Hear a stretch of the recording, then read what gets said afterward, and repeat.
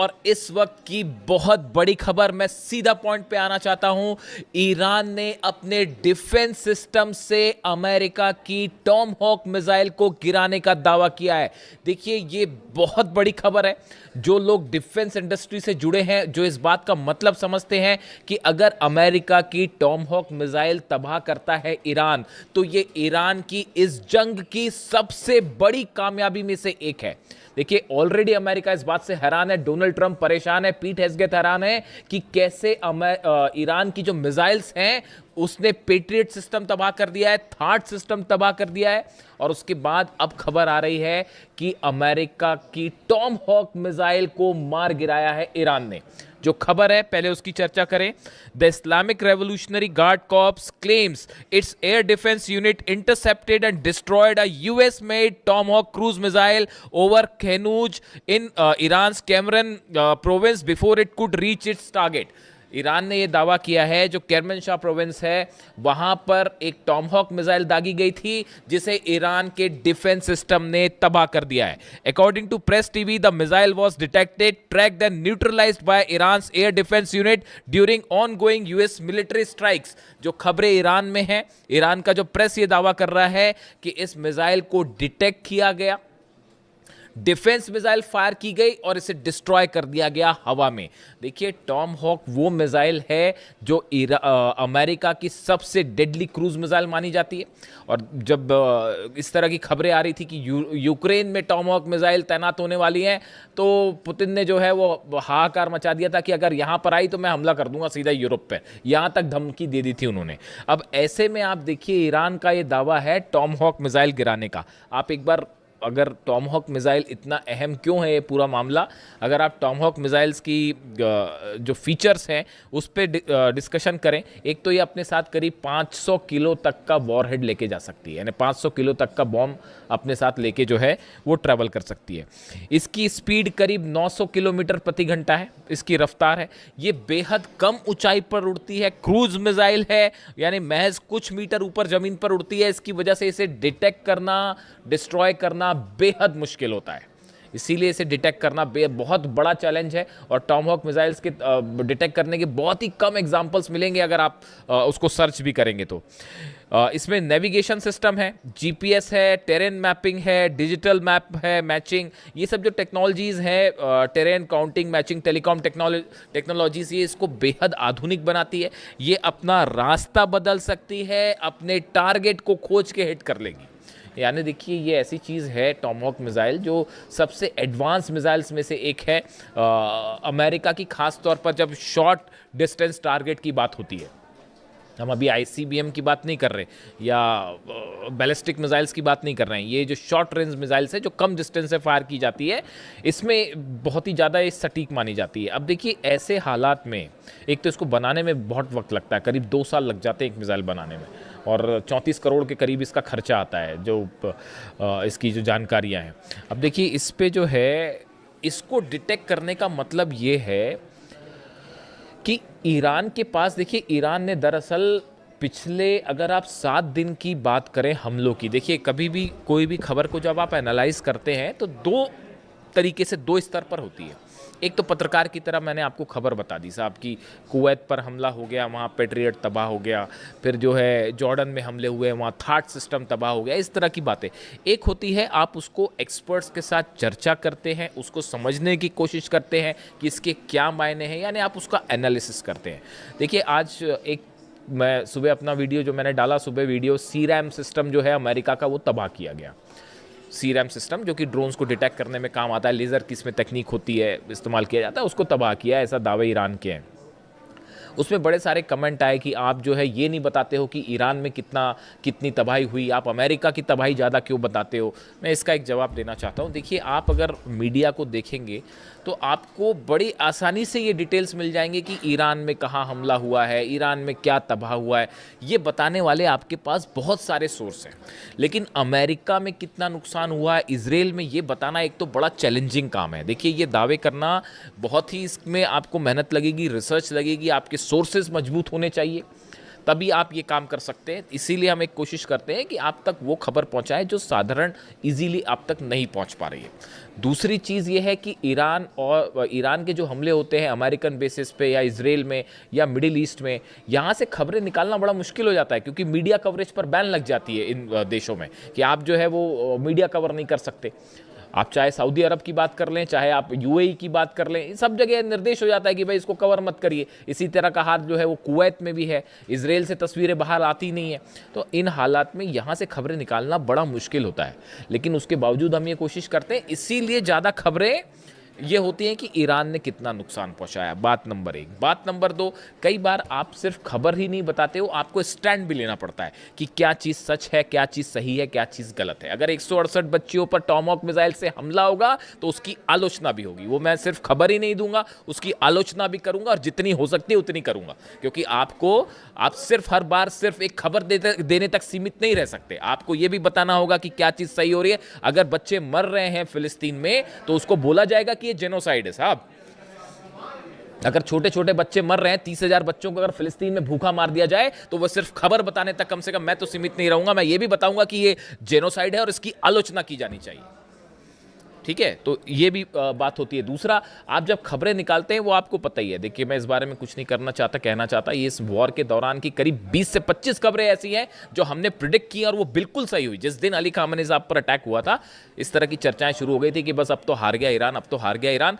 हिंदुस्तान में शायद इकलौता हमारा पॉडकास्ट है जिसमें हमने ये कहा था कि आप जंग करके देख लीजिए, ईरान कभी नहीं हारेगा। 5 महीने बाद आप कहाँ खड़े हैं देख लीजिए।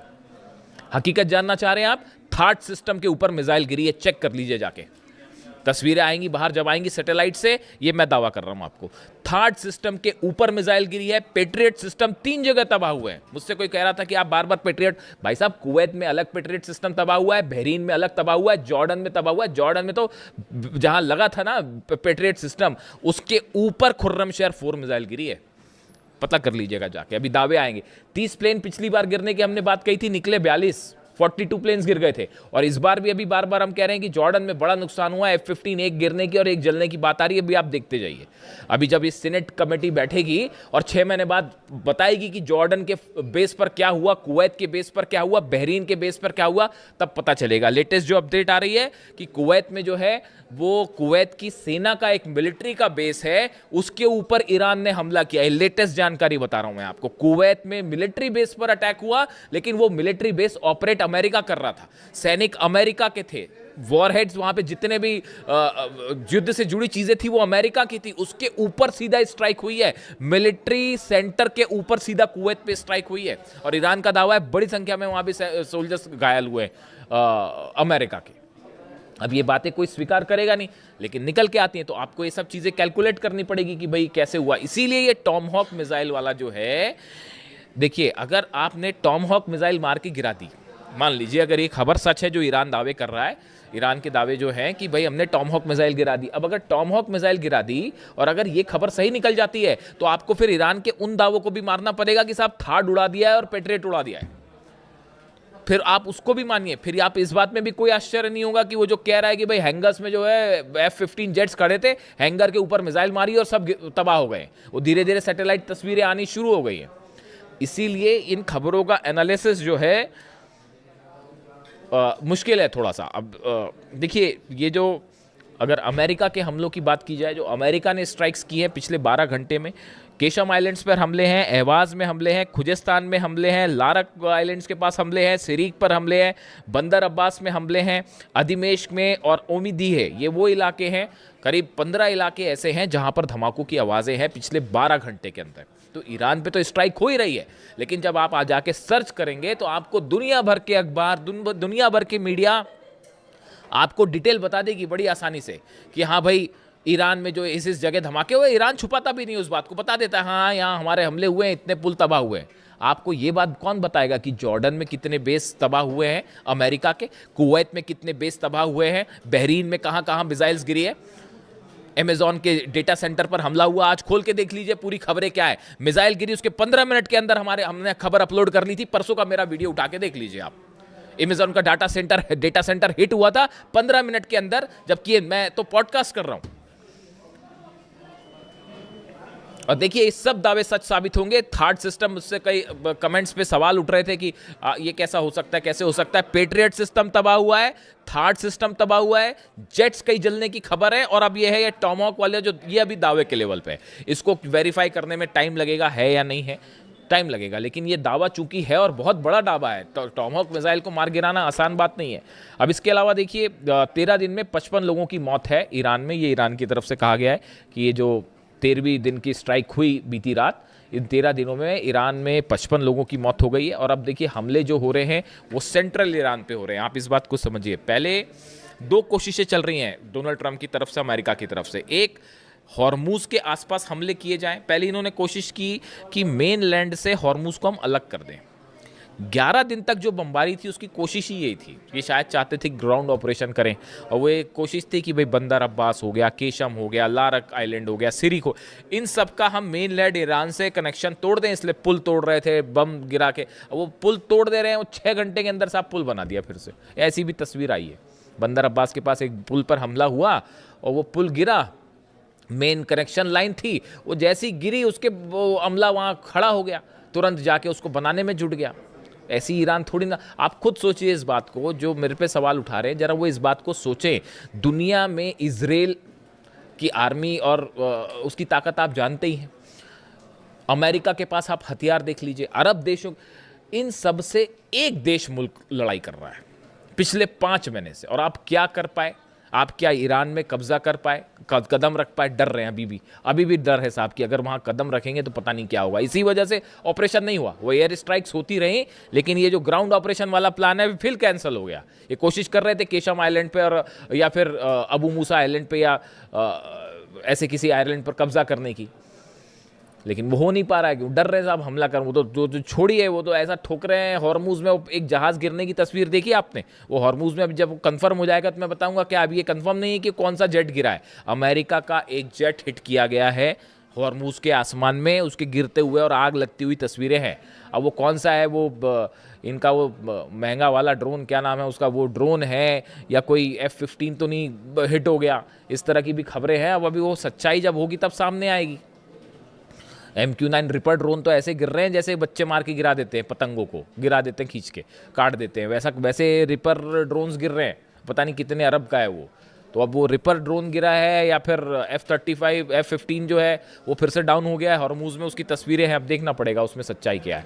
और वो लाल सागर के आसपास जो है, अलग से वीडियो कर दूंगा मैं, वो लाल सागर के आसपास ईरान ने अपनी बैलिस्टिक मिसाइल तैनात कर दी है। वहाँ सिर्फ हूती का खेल नहीं है वहाँ पे। तो बड़ी सीधी सी बात है, हूती मतलब पीछे रूस बैक कर रहा है, ईरान बैक कर रहा है हूतीस को। और 2 अरब के 2 जहाज़ ठोकने का मतलब है अभी क्यों नहीं हुआ हमला? अब तक कर देते हमला, सऊदी अरब हमला कर देता। और ईरान ने अपनी मिसाइल्स लगा रखी हैं वहाँ पे कि यमन पर हमला करोगे तो ये लो नतीजा। अब ये डोनाल्ड ट्रंप जो कह रहे हैं, जो नया बयान आया है कि बड़ा ही मतलब मैसिव अटैक करने वाले हैं और ईरान पर ऐसा हमला होगा कि बिल्कुल तबाही मच जाएगी, ईरान ने भी उसकी तैयारी कर ली। कि आप पिकेक्स माउंटेन पर देखिए कहानी क्या है, जो मेरे को समझ में आई अब तक बात। ये जंग बहुत ज़्यादा तो नहीं खींच सकते डोनाल्ड ट्रंप, ये बात तो तय है। बड़ा नुकसान हो रहा है अमेरिका को, ईरान से कई गुना ज़्यादा नुकसान हो रहा है अमेरिका को, समझ रहे हो आप? तो ये ज़्यादा दिन जंग खींचेंगे नहीं, मुझे ये लगता है। पता नहीं, अभी मैं समझ पा रहा हूँ जितना, कि डोनाल्ड ट्रंप का प्लान ये है। आप इस बात को याद रखिएगा, अगर ऐसा हो जाए ना तो हम फिर बात करेंगे कि वो दावे भी याद रखने पड़ते हैं, कई बार बताना भी पड़ता है, क्योंकि बड़ी भ्रमित खबरें आती हैं, भ्रम फैलाने वाली खबरें आती, तो उसके बीच में कोई दावा करना बड़ा ही मतलब उसका काम होता है। तो अभी मुझे ये लग रहा है कि ये पिकेक्स माउंटेन पर हमला होगा। ईरान के जो बचे हुए न्यूक्लियर ठिकाने हैं, हो सकता है पिकेक्स माउंटेन पे भी बंकर बस्टर बम से हमला हो सकता है। 2 बेस हैं ब्रिटेन के जहां हलचल हो रही है, B-1 B-2 बॉम्बर्स की, डिएगो गार्सिया में भी हलचल हो रही है, उस पर भी अलग से बात करेंगे। और रॉयल एयरफोर्स का जो दूसरा बेस है वहाँ पर भी जो है B-1 बॉम्बर्स वहाँ से टेक ऑफ कर रहे हैं। इस तरह की खबरें आ रही हैं। अब इस सूरत में bunker buster bumps GBU-72 bumps तैयार है। अब ऐसा लगता है कि अमेरिका पिकेक्स माउंटेन पर हमला करेगा, और हमला करने के बाद वही बात कही जाएगी कि जैसे इन्होंने नतांज फोर्दो और इस्फहान के लिए कहा कि वी हैव ऑब्लिटरेटेड देम, मतलब हमने ईरान का एकमात्र परमाणु अड्डा बचा था पिकेक्स माउंटेन के नीचे, हमने उसको भी तबाह कर दिया और अब हम यहाँ से जा रहे हैं वापस। ये प्लान है साहब अमेरिका का। Plan number 1। और प्लान नंबर 2 है बड़ी जंग करी जाए, लंबी जंग करी जाए, लेकिन इसकी बहुत बड़ी कीमत चुकानी पड़ेगी डोनाल्ड ट्रंप को। अब वो हिम्मत कर पाएंगे नहीं कर पाएंगे वो आप जानो। ईरान तो तैयार खड़ा है, ईरान कह रहा है आप आइए हमला कर लीजिए, दो करना है कर लीजिए। आपने 28 तारीख को वो कर दिया है जिसके बाद ईरान के अंदर से डर खत्म हो चुका है। अली खामनी साहब को आपने असैसिनेट करके ईरान की 9 करोड़ जनता को आपने अली खामनी बना दिया है। हकीकत सिर्फ ये है। आप ईरान के लोगों के मेरे वीडियो में कमेंट्स आते हैं, जब इंटरनेट खुलता है वहाँ इलाकों में, तो वो वहाँ भी बड़ी अच्छा, ये मैं बड़ा शुक्रगुजार हूँ इस बात के लिए। मेरे पास ईरान से कमेंट आते हैं, I am so thankful for them. वो वहाँ पे ईरान में वीडियो देख रहे हैं, जो हिंदी जानते होंगे वो देख रहे हैं। एक भाई साहब का एक दिन कमेंट आया, वो तो बहुत ही बड़ी बात थी कि हम जो है वो तेहरान में आपका वीडियो देखते हैं और जो लोग फारसी जानते हैं उनको उसका अर्थ समझाते हैं। ये तो बहुत ही बड़ा कॉम्प्लीमेंट था, बहुत ही बड़ी बात है। तो खैर, तो अब हालात ये है कि डोनाल्ड ट्रंप पिकेक्स माउंटेन पर हमला करने की तैयारी में, और ऐसी भी खबरें आ गई हैं कि ईरान की तरफ से बड़ी वार्निंग दे दी गई है कि अगर हमारे पिकेक्स माउंटेन पर हमला हुआ, जाग्रोस पर हमला हुआ, तो बाकी तो पता नहीं तेल अवीव नहीं बचेगा। तेल अवीव पे हम सीधा हमला करेंगे।